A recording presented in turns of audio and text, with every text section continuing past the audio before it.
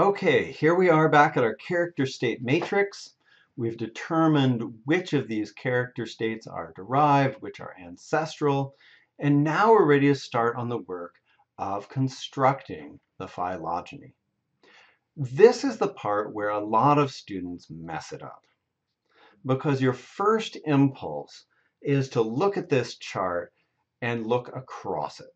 So, okay, we got the chimpanzee, that's got a lot of pluses. Okay, the crocodile's only got 5. The mouse has 6. I bet the mouse goes with the chimpanzee, but the pigeon has to be right next to them because it's got 6, and this is totally the wrong way to do it. Okay, even if you look at the specific pluses and minuses here, and you say, oh yeah, chimpanzee has a lot of the same ones as the mouse. I bet they're really closely related.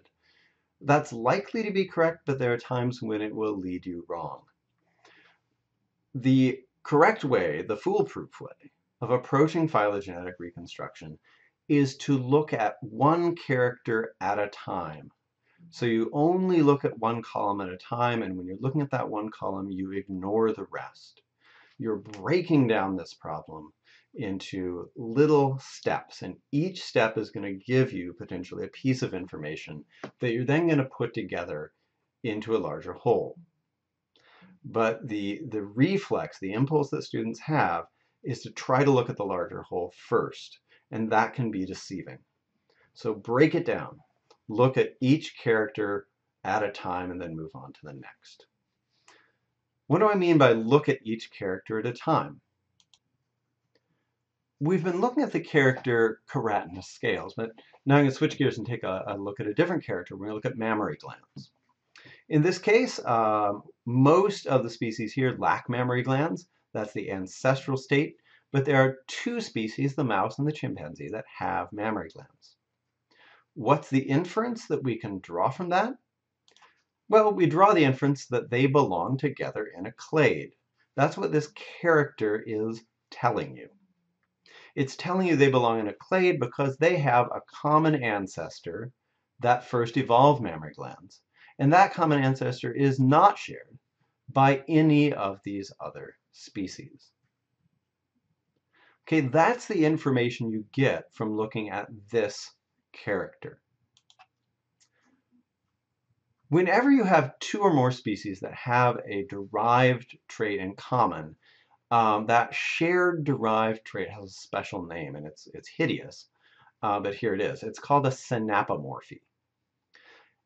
A synapomorphy is a shared derived trait that is shared because those species have a common ancestor in common, and that common ancestor had that character state. That indicates that those species belong together in a clade, that they're closely related to one another in a way that they aren't closely related to the other species in the in-group. Okay? If you look at a character like this, like claws or nails, now we've got a whole bunch of species that have the derived character state. So we've got another synapomorphy here.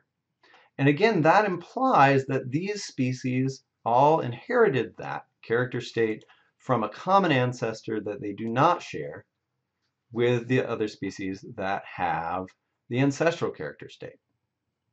Now, I want you to notice something important about this. The synapomorphy, claws or nails, says that all of these belong together in a clade, but it doesn't specify what's going on within that clade. It doesn't say, oh, and by the way, not only do these all belong together in a clade, but the chimpanzee is most closely related to the mouse. It doesn't give you that information. Okay, it also doesn't say how closely related the fish and the salamander are to one another. Each character in a character state matrix tells you at most about one clade. Some of them don't tell you about any clades at all. But at most, you get one clade, and it doesn't tell you anything about the structure within that clade. Okay, so that's the rule for synapomorphies. Another nasty term is simplesiomorphy. Simplesiomorphy is a shared ancestral character state. So for example, The fact that a salamander and a perch, and a lamprey for that matter, do not have claws or nails, that is a shared ancestral character state. And it actually does tell us about some shared ancestry they have. It just means that they are related to the organism that's at the base of the tree.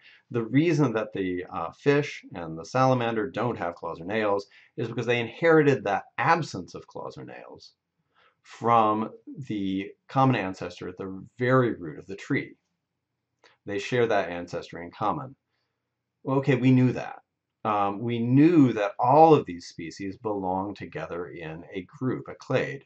And the fact that these two share an ancestral character state actually does not tell us anything about whether they are closely related to one another or not. This is another common error that students make when they're reconstructing phylogenies. They assume that because the salamander and the perch lack a particular derived character, they're closely related. But when two species share an ancestral character state, it tells you nothing. Okay, so a simplesiomorphy doesn't imply anything about the relationships among the organisms that share that ancestral character state. Here's another kind of character state that is not useful. What we've got here is shape change or metamorphosis. A salamander goes through metamorphosis. That's a derived state, that's great, okay. But none of the other species in this in-group have that derived character state.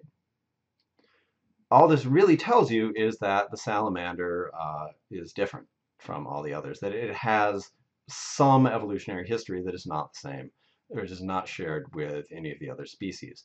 Okay, that's great. We knew they were different species to begin with. That's not informative.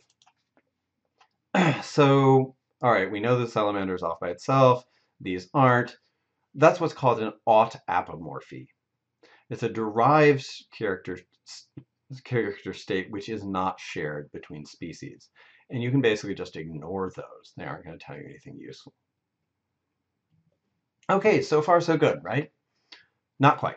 There's one more kind of character state that we need to consider. And this is where things get a little ugly.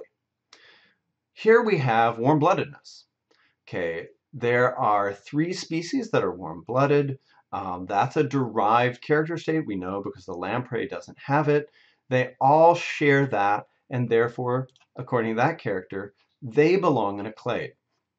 They belong in a clade because they inherited warm-bloodedness from this common ancestor, and they do not share that common ancestor with any of these other species.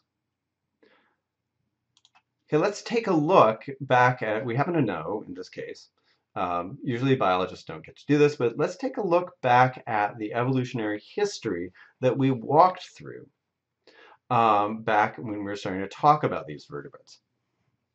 Okay, according to warm-bloodedness, according to this character, chimpanzees and mice and pigeons are more closely related to one another than they are to anything else. They share this common ancestor, and this common ancestor has no other descendants among the in-group. Well, when you look at the real phylogeny, okay, the mouse and chimpanzee have an ancestor here, but to get to the common ancestor between all 3 of these, you need to go back here. Okay, and these 3 are not the only descendants of this ancestor. Okay, so in order to get a clade made out of this ancestor, you have to take in all of the reptiles, including the birds, and all of the mammals. And that's not what warm-bloodedness is telling you. Warm-bloodedness is telling you that these are a clade, and it's wrong. Okay, so sometimes characters lie.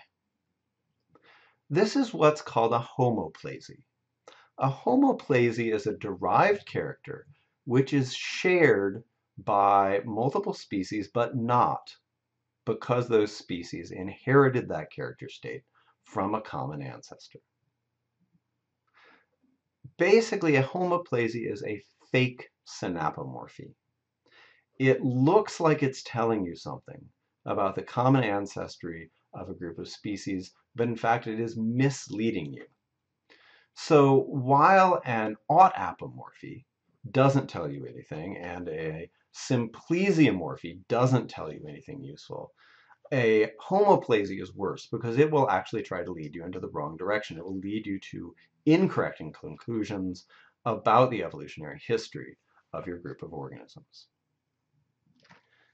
What makes homoplasies awkward is that they look just like synapomorphies. When you look at the character state matrix, you see, okay, these species share a derived state. That implies they belong together in a clade. But what this character is telling you is going to totally disagree with what other characters tell you. And what I mean by disagree is that this character is going to tell you about one clade and say this character is going to tell you about another clade, and they can't both be true. Okay, either the pigeon is more closely related to these two species than it is to anything else, as warm-bloodedness says, or the pigeon is most closely related to the crocodile, more closely related it is to anything else. They can't both be true. Either the pigeon is the most close relative of the chimp and the mouse, or it's the most close relative of the crocodile, but you can't have both. Okay, in other words, the homoplasy will disagree with a synapomorphy. But on the face of it, you can't tell the difference. You can't tell which one is telling you the truth and which one is lying.